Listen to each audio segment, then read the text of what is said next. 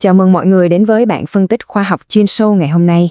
Chúng ta có bao giờ tự hỏi điều gì sẽ thực sự xảy ra dưới lòng đất sâu kia khi chúng ta chôn một sinh vật hữu cơ nguyên vẹn bên dưới gốc cây không? Nghe thì có vẻ giống như một câu chuyện dân gian truyền miệt nào đó đúng không? Một thực nghiệm nông học tưởng chừng như rất phi lý, mang chôn một con cá trê nguyên con ngay dưới gốc một cây ăn trái đang có dấu hiệu còi cọc, suy yếu, rụng lá thê thảm. Thế nhưng, kết sau 6 tháng lại không chỉ là một sự phục hồi đơn thuần đâu mọi người ạ. Nó là một sự bùng nổ sinh trưởng đáng kinh ngạc, giống như cái cây vừa được tiêm một liều doping tự nhiên cực mạnh vậy. Hôm nay, dưới lăng kính của hóa sinh địa chất và sinh lý bệnh học thực vật, chúng ta sẽ cùng nhau bóc tách giải mã toàn bộ quá trình thủy phân xác động vật trong đất. Chúng ta sẽ xem xét chính xác từ lúc xác cá biến thành một lò phản ứng sinh học phức tạp như thế nào, cho đến những hiểm họa chết người nếu làm sai cách. Và tất nhiên, cuối cùng là phương pháp khoa học chuẩn xác nhất để tái tạo toàn bộ lưới thức ăn trong đất. Sẽ có rất nhiều kiến thức sinh hóa thú vị đấy. Bắt đầu thôi nào. Lộ trình của chúng ta hôm nay sẽ đi qua 6 phần chính, bắt đầu từ cái kết bất ngờ của thực nghiệm, sau đó lặn sâu vào cơ chế của 3 giai đoạn thủy phân. Tiếp đến, chúng ta sẽ bóc trần những hiểm họa khi chôn sai cách, trước khi đưa ra giải pháp khoa học tối ưu. Cuối cùng, chúng ta sẽ nhìn vào bức tranh rộng lớn hơn về phục hồi sinh thái đất và chu trình dinh dưỡng tự nhiên khép kín. Phần 1. Cái kết bất ngờ. Nơi một nguyên liệu thô tưởng như bỏ đi lại hoàn toàn đảo ngược tình thế của một hệ rễ đang hấp hối. Sự đối lập ở đây thật sự quá sức ấn tượng. Một bên là hình ảnh cây ăn trái ở trạng thái ban đầu, còi cọc, vàng lá, các chồi non gần như thui chột, và dường như hệ rễ bên dưới đã hoàn toàn đình trệ, không còn khả năng hút dưỡng chất nữa. Nhưng ở chiều ngược lại, mọi người thử nhìn xem, chỉ 6 tháng sau khi một con cá trê được chôn đúng kỹ thuật dưới vùng rễ, cái cây đã vươn mình với một sức sống phải nói là mãnh liệt. Tán lá sum xuê, xanh mướt, đầm chồi nảy lọc liên tục. Vậy, phép màu nào đã xảy ra? Thật ra, dưới góc độ của một chuyên gia sinh hóa đất, không có phép màu nào cả. Con cá trê đó, khi được chôn lấp, đã ngay lập tức trở thành một lò phản ứng sinh học siêu phức tạp dưới lòng đất. Phải biết rằng, xác cá chứa trung bình khoảng 14% là protein tinh khiết tập trung ở các mô cơ, cùng với một lượng khổng lồ lipid và nguyên một bộ khung xương mang hàm lượng canxi, phốt phò, magie cực kỳ cao. Khi khối sinh khối này bị giam giữ trong một môi trường kín như lòng đất, lò phản ứng bắt đầu được kích hoạt. Nó tạo ra một chuỗi các phản ứng hóa sinh địa chất cực kỳ phức tạp và mạnh mẽ, từ đó giải phóng chậm, liên tục và đều đặn toàn bộ các nguyên tố vi lượng lẫn đa lượng thiết yếu nhất mà hệ rễ cây đang khao khát đến kiệt quệ. Phần 2. 3 giai đoạn thủy phân. Khám phá chính xác những gì diễn ra bên dưới lớp đất đen. Quá trình thủy phân xác động vật trong đất không hề diễn ra lộn xộn mà nó tuân theo một dòng thời gian taphonomy, tức là quá trình biến đổi xác sinh vật, cực kỳ nghiêm ngặt. Đầu tiên, từ ngày thứ 1 đến ngày thứ 3, chúng ta có giai đoạn tự phân. Nghe hơi rùng rợn một chút, nhưng lúc này tế bào của con cá bắt đầu cạn kiệt oxy hoàn toàn. Các enzyme tiêu hóa và enzyme nội bào từ chính cơ thể con cá sẽ tự phản chủ. Chúng bắt đầu cắn phá và làm vỡ cấu trúc màng tế bào từ bên trong, giải phóng một lượng lớn dịch dinh dưỡng đậm đặc ra các vi quản đất xung quanh. Tiếp ngay sau đó, từ ngày thứ 4 đến ngày 20, là một giai đoạn vô cùng khốc liệt, thối rữa kỳ khí. Môi trường đất ẩm, tối tăm và thiếu oxy tuyệt đối trở thành thiên đường hoàn hảo cho các vi khuẩn kỳ khí nội sinh bùng nổ. Chúng tiêu thụ khối protein và lipid với một tốc độ chóng mặt, sản sinh ra các axit béo bay hơi và các loại khí độc hại mang mùi đặc trưng như hydrosulfide, khí methane và ammoniac tự do. Áp suất từ các loại khí này căng phồng lên và cuối cùng làm sụp đổ hoàn toàn cấu trúc mô mềm của con cá. Và cuối cùng, từ tháng thứ 2 kéo dài đến tận tháng thứ 6 hoặc thậm chí lâu hơn là giai đoạn tan rã không xương. Xương cá không hề biến mất ngay lập tức đâu, chúng nằm lại đó, cung cấp một nguồn dưỡng chất nhả chậm khổng lồ, rỉ rả nuôi dưỡng đất qua từng ngày. Điểm mấu chốt nhất về mặt dinh dưỡng ở đây chính là quá trình amon hóa. Như đã đề cập, protein chiếm một tỷ trọng rất lớn trong sinh khối của cá. Khi nằm trong đất, dưới sự bắn phá ác liệt của các enzyme protease tiết ra từ hệ vi sinh vật bản địa, các liên kết peptide bền vững trong chuỗi protein bị bẻ gãy vụn. Chúng bị cắt nhỏ thành các axit amin tự do và cuối cùng phân giải xa hơn thành khí ammoniac và ion amoni. Tuy nhiên, mọi người cần đặc biệt chú ý, có một hiện tượng động lực học cực kỳ đặc biệt, thậm chí là hiểm nghèo, xảy ra ngay lúc này. Mặc dù nồng độ amoni tích lũy trong khu vực chôn lấp là cực kỳ cao, nhưng quá trình chuyển hóa tiếp theo để biến amoni thành nitrat, dạng đạm mà cây dễ ăn nhất, lại bị phong tỏa hoàn toàn. Nguyên nhân là gì? Đó là do các vi khuẩn nitrat hóa cần một lượng lớn oxy để hoạt động, nhưng sự hô hấp và phân hủy kỳ khí điên cuồng của khối xác cá đã vắt kiệt toàn bộ lượng oxy cục bộ trong một bán kính nhất định. Khu vực đó hoàn toàn cạn kiệt oxy. Hơn thế nữa, nồng độ ammoniac tự do sinh ra quá dày đặc, quá đậm đặc, đến mức nó gây ngộ độc ngược lại, ức chế toàn bộ các vi khuẩn nitrat hóa này. Nó vô tình tạo ra một điểm nghẽn sinh hóa kéo dài trong nhiều tuần liền, nơi mà đạm bị kẹt lại dưới dạng amoni và ammoniac độc hại. Hãy nhìn vào biểu đồ dữ liệu nghiên cứu này. Nó minh họa rất nét cách mà các giai đoạn phân hủy không hề tách biệt rõ rệt, theo kiểu kết thúc cái này mới sang cái kia, mà thực tế chúng chồng chéo lên nhau, đan xen theo thời gian. Nhưng điều đáng nói nhất, điều tạo nên sự khác biệt lớn nhất, chính là sự tương phản giữa việc để xác động vật phân hủy lộ thiên trên mặt đất so với việc chôn sâu dưới đất trong một hệ thống kín.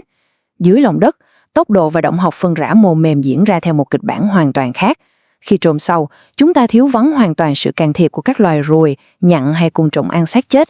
Đồng thời, cũng không có sự lưu thông của khí quyển hay gió mặt trời. Điều này khiến cho các chất dịch phân hủy giàu dinh dưỡng không bị bốc hơi thất thoát đi đâu cả và cũng không bị nước mưa rửa trôi. Thay vào đó, toàn bộ khối chất lỏng đặc quánh này bị áp lực ép phải khuếch tán, thẩm thấu trực tiếp vào ma trận của các hạt đất xung quanh, biến vùng đất đó thành một túi dinh dưỡng đặc năng lượng, chờ đợi hệ rễ cây đến khai phá. Và đây là lúc khoa học hiện đại làm chúng ta kinh ngạc, trái ngược với suy nghĩ truyền thống rằng cây chỉ hút được đạm vô cơ đã được khoáng hóa hoàn toàn thành nitrat hay amoni. Một thực tế đột phá cho thấy, rễ cây ăn trái sở hữu các protein vận chuyển chuyên biệt nằm rải rác trên màng tế bào của các rễ tơ non, ví dụ như hệ thống LHT1 hay AAP5. Các trạm bơm siêu nhỏ ở cấp độ phân tử này cho phép rễ cây uống trực tiếp các phân tử nitơ hữu cơ nguyên vẹn. Vâng, mọi người không nghe nhầm đâu, chúng hút thẳng các axit amin như creatine hay taurine rỉ ra từ dịch phân hủy của cá, mà không cần phải mỏi mòn chờ đợi chúng khoáng hóa qua quá trình amoni hóa phức tạp kia. Việc hấp thụ trực tiếp này là một lợi thế sinh tồn tuyệt đối.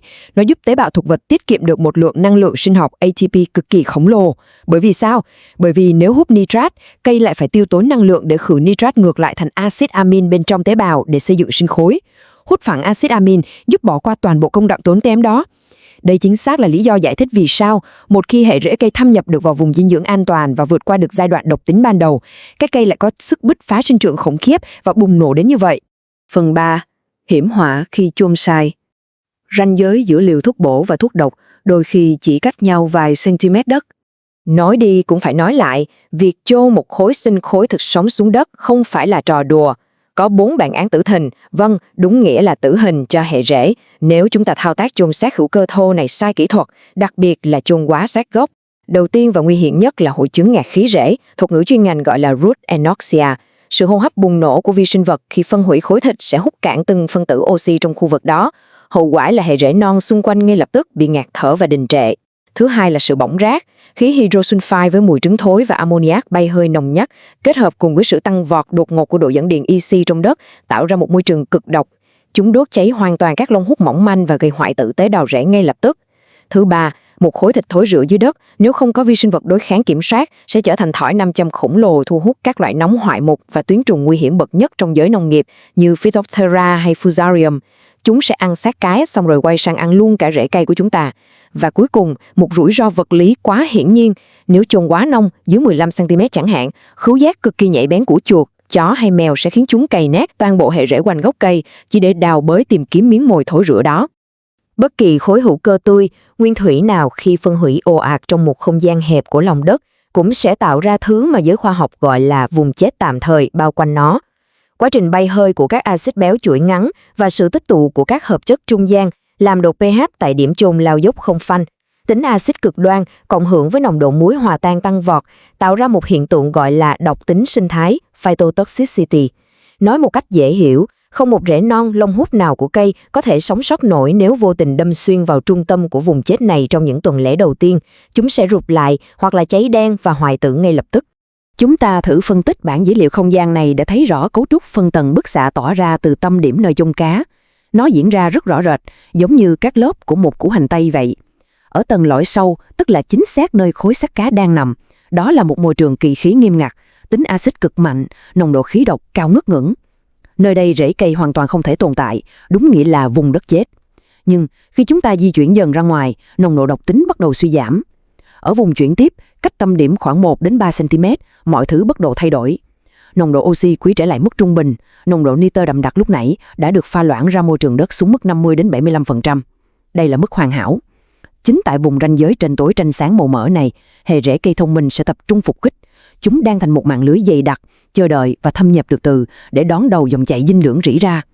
Do đó, việc thiết lập khoảng cách vật lý từ gốc cây đến điểm chôn là yếu tố sống còn để rễ không bị tổn thương bởi lõi tầm dẫn.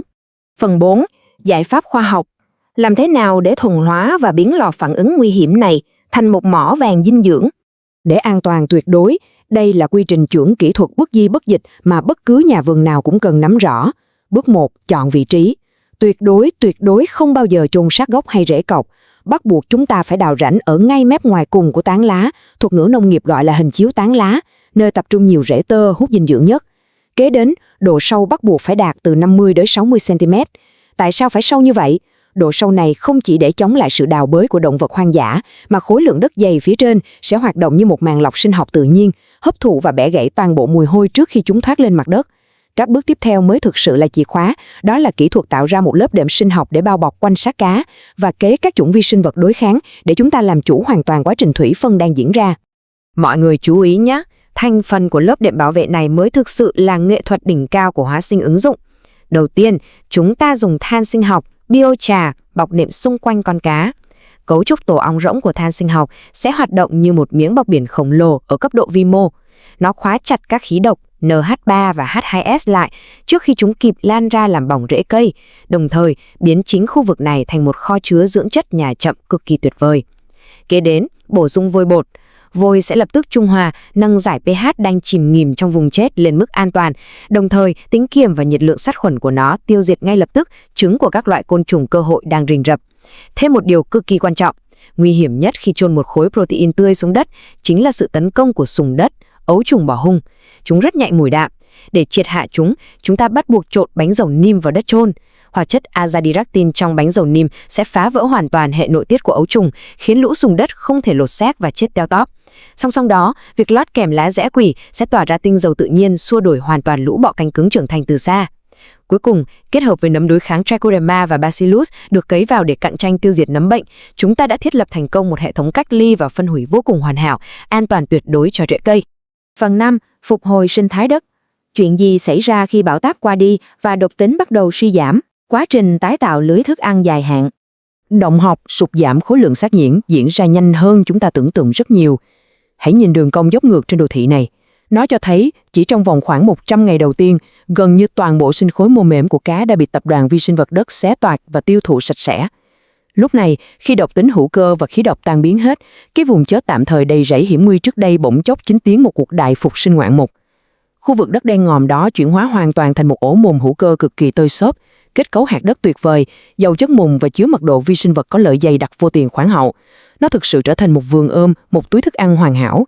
Hệ rễ tơi của cây ăn trái lúc này, vốn đã chờ chực sẵn ở vùng ranh giới bên ngoài, nay thấy an toàn sẽ lập tức bùng nổ, thâm nhập ồ ạt vào trung tâm của ổ mùn này và bắt đầu hút trọn vẹn tinh túy đã được chuyển hóa.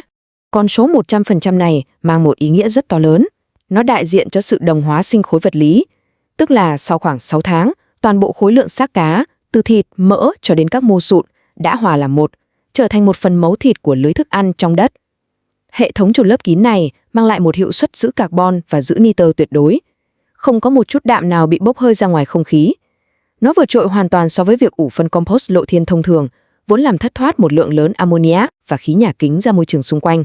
Tới đây, chúng ta phải nói đến một sự khác biệt mang tính thực tiễn cực kỳ quan trọng về mặt không gian canh tác.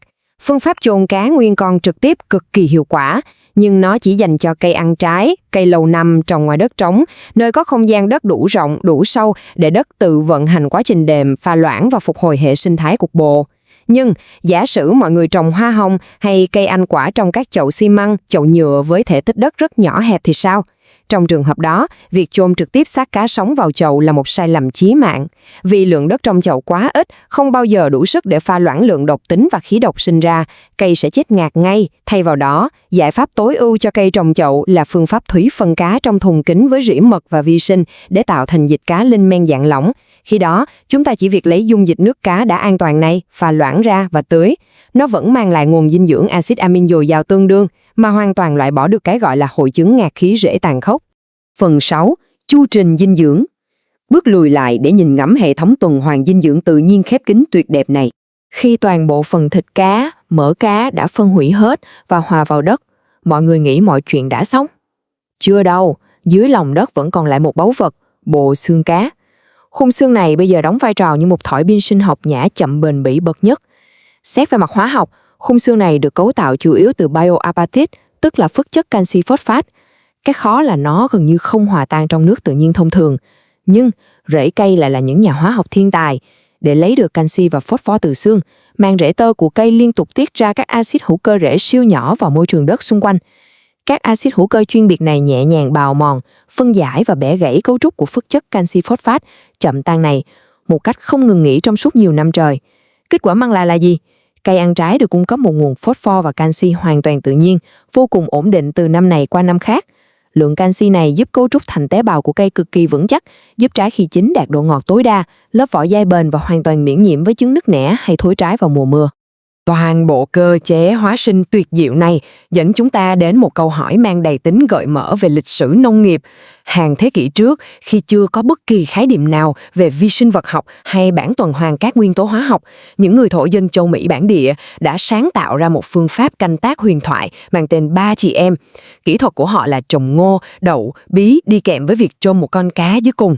Cây đậu sẽ làm nhiệm vụ cố định đạm từ khí quyển, cây bí vươn lá bò dưới mặt đất giúp che phủ, giữ ẩm và ngăn cỏ dại, cây ngô đóng vai trò làm cọc vươn cao đón ánh nắng, và con cá, con cá âm thầm thối lửa và phân hủy dưới đáy sâu, hoạt động như một lò phản ứng cung cấp khoáng chất, lân và canxi cho cả ba loại cây phía trên. Họ đã thấu hiểu và ứng dụng nghệ thuật thủy phân xác động vật trong đất một cách hoàn hảo từ rất lâu trước khi chúng ta xây dựng nên các phòng thí nghiệm phân tích hiện đại. Giờ đây, với những kiến thức sinh hóa tường tận, liệu chúng ta có thể mang tư duy cộng sinh tuyệt vời đó vào chính mảnh vườn hiện đại của mình để tạo ra một hệ sinh thái bền vững không? Trái đất của chúng ta vốn dĩ là một cỗ máy tái chế vĩ đại, khép kín và không lãng phí bất kỳ thứ gì. Và khi chúng ta thực sự hiểu được các cơ chế hóa sinh địa chất vi mô đang âm thầm diễn ra bên dưới bề mặt đất, chúng ta hoàn toàn có thể làm việc cùng với tự nhiên, tận dụng sức mạnh của nó thay vì cứ cố gắng can thiệp hay chống lại nó bằng các loại phân bón vô cơ. Vừa rồi là toàn bộ bức tranh khoa học chuyên sâu đằng sau hiện tượng chuồng cá dưới gốc cây ăn trái. Nếu bạn phân tích này mang lại cho mọi người những góc nhìn mới mẻ và hữu ích, hãy để lại bình luận chia sẻ về những thực nghiệm nông học, những phương pháp ủ phân của riêng mình nhé. Đừng quên theo dõi kênh để không bỏ lỡ những bản phân tích, những thước phim khoa học giải phẫu đất đai chuyên sâu tiếp theo. Hẹn gặp lại mọi người.